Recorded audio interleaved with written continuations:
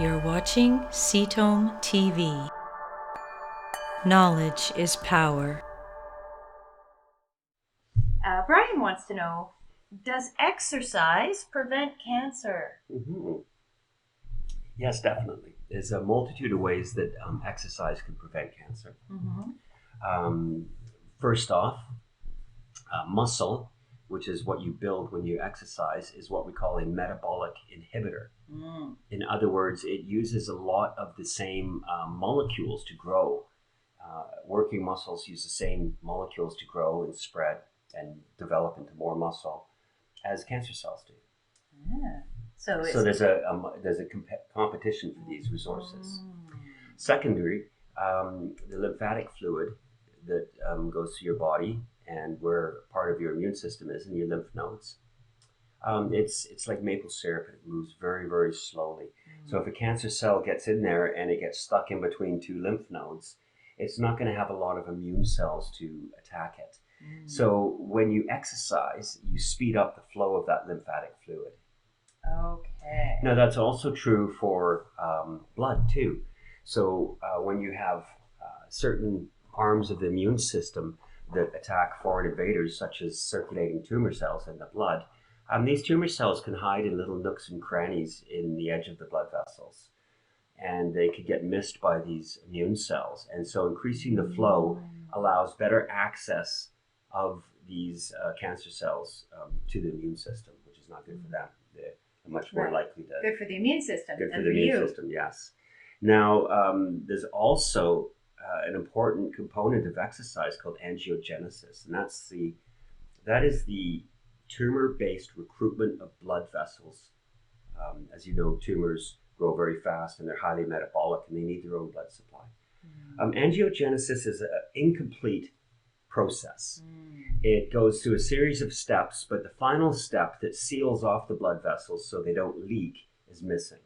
And that's compared to the process of neogenesis. Neogenesis is the construction of healthy blood vessels, and angiogenesis is basically tumor-based blood vessels. Okay. So it's missing one step that is involved in neogenesis. There's about 7 or 8 different steps, if I recall. So angiogenesis, if I were to use that term, I would be specifically talking about cancer. Cancer. Yeah.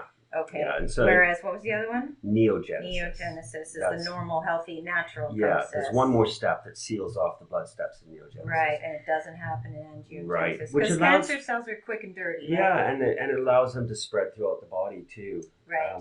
Because these leaky vessels are more permeable for cancer cells and so on. So what happens is when you build muscle, you compete for the resources, VEGF proteins and MMA or metallomatrix proteins and so on that are involved in this neogenesis and angiogenesis process.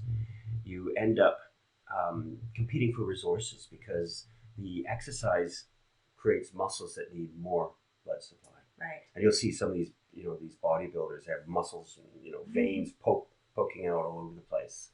So what actually happens is the muscle outcompetes the tumors for those blood vessels. So it interferes with the vascularization and the angiogenesis protein. Okay. Now there is one other interesting new study. Okay. There's a series of proteins released from working muscles. I believe some of them are interleukins, and they actually have anti-cancer properties. They actually slow down cancer cell development. Okay, say that again. Interleukins? I believe they're interleukins. Yeah, I can't remember the name of all of them.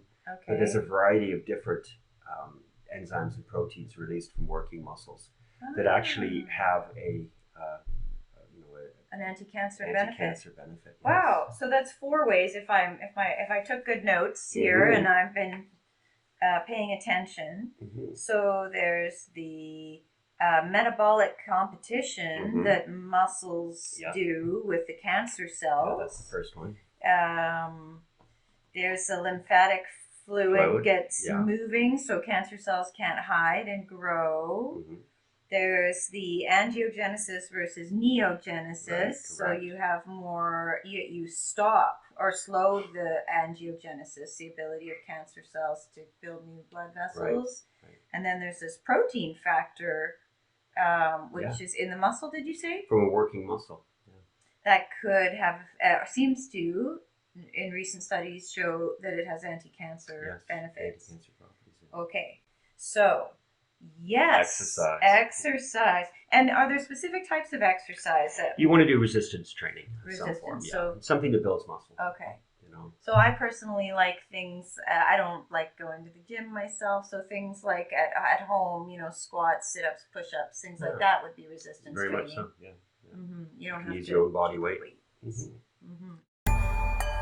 Thank you for watching Cetome TV. Subscribe below and stay informed.